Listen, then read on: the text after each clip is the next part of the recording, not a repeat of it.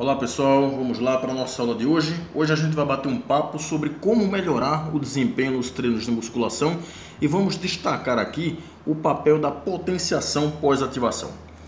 Pois bem, o que seria a potenciação pós-ativação? É um fenômeno fisiológico que melhora agudamente o desempenho muscular voluntário após uma atividade condicionante que inclui um simples exercício com carga alta ou séries consecutivas de um simples exercício resistido. A definição pode ter ficado muito técnica e meio complicada, mas vamos para os exemplos para vocês entenderem. Vamos cogitar que você vai treinar hoje. Hoje você vai treinar peitoral, tríceps, ombro e abdômen. Então você começa a sessão de treinamento e você quer melhorar o desempenho num exercício específico, que no caso aqui é o supino. Então o que é que você vai fazer? Antes de você começar a treinar com a tua carga habitual, a carga que você vai treinar naquele dia, você faz um aquecimento ali com a carga menor, né? Muito menor, faz ali umas 15 repetições, dá uns 2 minutos. E aí, antes de começar o teu programa de treinamento com a tua carga habitual, você vai colocar uma carga alta. Essa carga alta ela pode oscilar ali entre 70%, 90% de RM ou até 120% de RM. E você vai fazer poucas repetições. Por exemplo, 1, 2, 3, no máximo 4 repetições. Você vai dar entre 2 minutos até 10, 12 minutos e aí você começa a treinar o teu treinamento habitual com a tua carga habitual. Você pode fazer uma série ou você pode fazer 3 séries. Se você for fazer mais do que uma série, você vai dar um tempo de intervalo entre as séries ali relativamente prolongado, que pode ficar ali entre 3 minutos ou um pouquinho mais. Deixa eu te falar alguns detalhes em relação a isso. O uso da potenciação pós-ativação, ele varia em relação a cargas e intervalos. Então não existe uma carga fixa e nem um intervalo fixo que você deve usar. Você vai ali utilizar uma carga que pode variar entre 70% até 110, 130% de RM, e intervalos entre as séries que podem variar de 2 até 10 a 12 minutos. Então vamos lá para os detalhes. Em relação à carga, se você utilizar uma carga entre 70% até 90 e poucos por cento de RM, você consegue fazer a contração concêntrica e a excêntrica. Então você vai fazer ali poucas repetições, 2, 3, no máximo 4 repetições. Se você utilizar uma carga maior do que 100% de RM, como está sugerindo ali 110 até 130% de RM, é lógico que você não consegue fazer a ação concêntrica, porque a carga está acima de 100% da tua capacidade máxima, mas você consegue fazer a ação excêntrica. Então você pode utilizar essa estratégia também com cargas muito altas, tá? E o intervalo entre as séries pode ser entre 2 até 10, 12 minutos, tá? Se você vai usar a potenciação pós-ativação com 2 ou 3 séries, você pode dar ali entre 2 a 10, 12 minutos. E quando você terminar a estratégia da potenciação pós-ativação, você também vai ter que dar esse tempo de intervalo para começar realmente o treinamento com a tua carga habitual, tá? A magnitude das melhoras, ou seja, a quantidade de melhoras, vai depender de alguns fatores, como por exemplo a experiência de treinamento, ou seja, se você é treinado, se você é destreinado, né? O teu nível de força habitual, se você tem muita força, se você tem pouca força, e dos grupos musculares envolvidos. Diferentes grupos musculares tendem a responder de maneiras diferentes. E qual o papel da potenciação pós-ativação? Eu estou colocando o nome aqui pós-ativação, mas você pode chamar de potenciação pós-ativação, tá? Então, qual o papel da potenciação pós-ativação no volume de treinamento?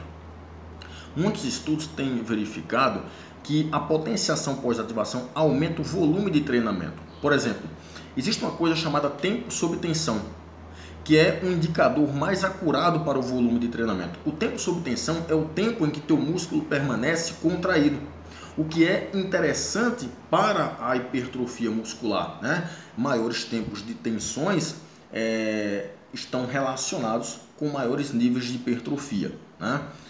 E aí, por exemplo, esse estudo aqui que foi publicado em 2019 verificou que contrações excêntricas a 120% de RM, claro, utilizando a estratégia da potenciação pós-ativação, só que com a carga muito alta, né, 120% de RM, desencadeou em mais repetições e tempo sob tensão no supino reto a 65% RM.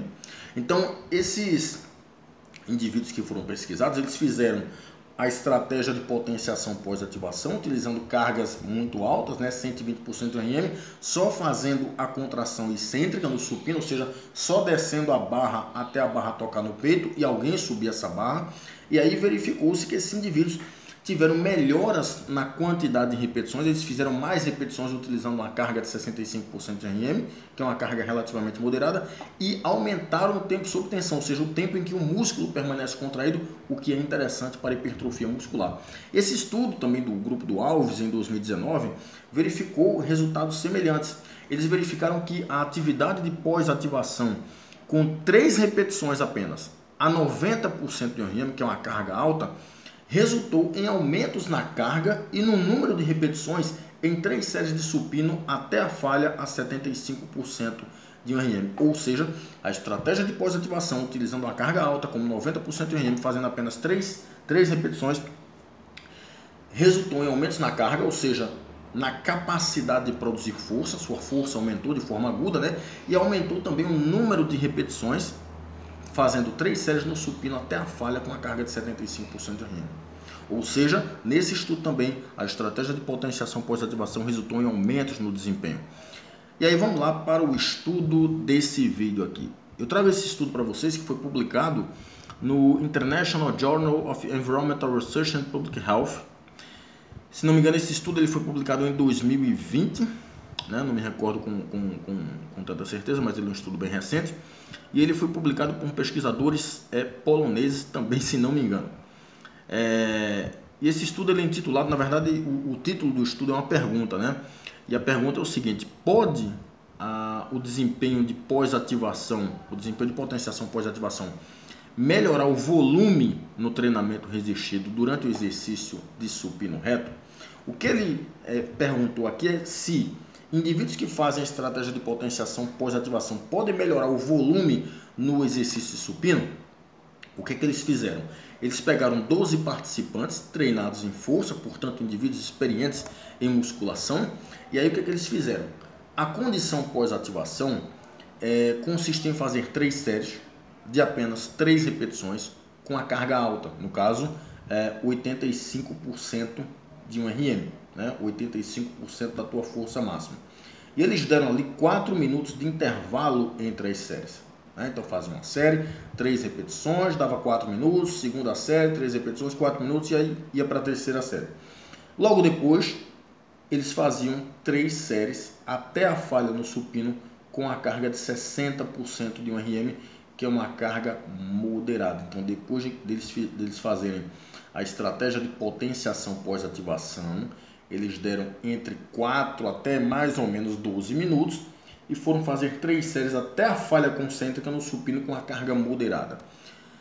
A condição controle era os indivíduos que era quando os indivíduos voltavam ao laboratório para simplesmente usarem o supino, fazer um supino com a carga de 65%, ou melhor, 60% RM, 3 séries até a falha, mas sem utilizar a estratégia de potenciação pós-ativação.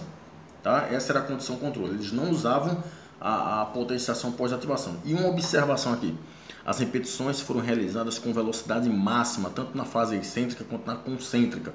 Então eles empurravam a barra do supino rápido e desciam rápido, né?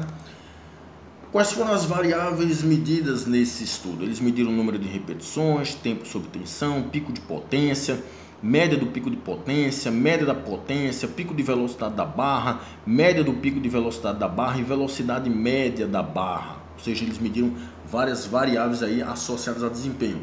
E o que eles verificaram é que houve um aumento significativo. Deixa eu pular essa tabela não é tão importante. Eles verificaram que houve um aumento significativo apenas para a variável tempo sob tensão. Deixa eu só voltar esse slide aqui só para mostrar para vocês. Eles verificaram que houve aumentos significativos apenas nessa variável aqui, a tempo sob tensão, que é o tempo em que teu músculo permanece contraído. E aí observa essa partezinha aqui destacada nesse quadradinho aqui. Veja, aqui é o tempo sob tensão, né? Aqui é o pessoal que fez o grupo controle, né? Quando eles fizeram a sessão controle, sem a potenciação pós-ativação, e aqui é quando eles fizeram a potenciação pós-ativação. Aqui a primeira série, segunda série, terceira série. Observe que na primeira série não teve diferença entre as condições controle e potenciação pós-ativação. Na segunda série também não houve diferença entre a condição controle e pós-ativação.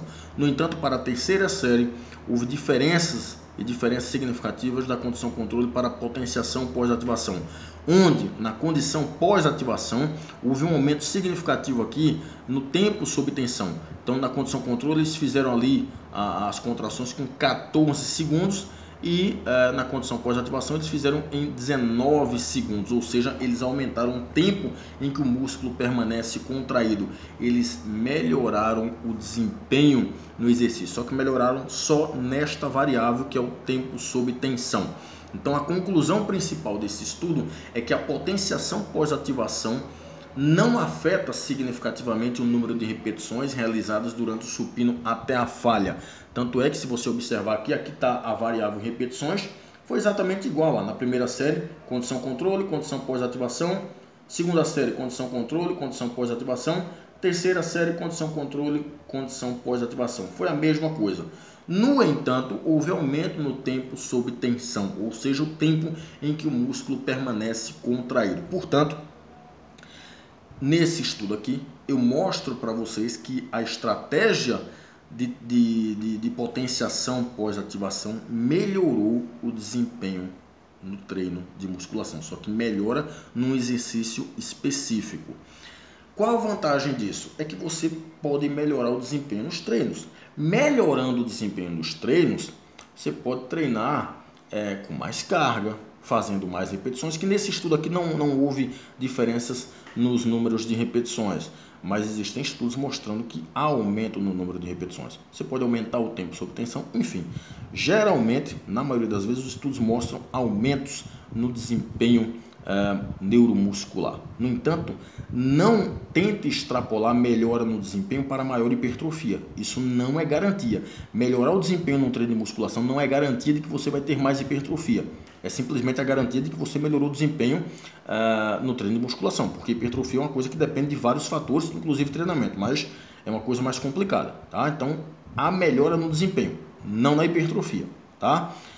Qual a desvantagem do tempo da estratégia de potenciação pós-ativação? É porque, como você precisa de um tempo de descanso entre as séries elevado para poder você voltar e continuar treinando da maneira que você treina habitualmente, esse tempo é muito elevado. Então, se você é uma pessoa que tem pouco tempo para treinar, isso pode atrapalhar um pouquinho a tua vida. Então, você pode planejar para em determinadas sessões utilizar a estratégia de potenciação pós-ativação ou não. Isso é uma questão que você deve avaliar para saber se há conveniência de fazer ou não. Mas, enfim, a potenciação pós-ativação melhora o desempenho nos treinos de musculação. E aqui vai uma observação importante. Isso é uma estratégia de treinamento para pessoas treinadas. Se você é um indivíduo destreinado, você ainda não tem necessidade de utilizar estratégias que potencializam o desempenho nos treinos de musculação. Só se você for treinado, né? Ok? Então espero ter contribuído. Um abraço a todos e até mais.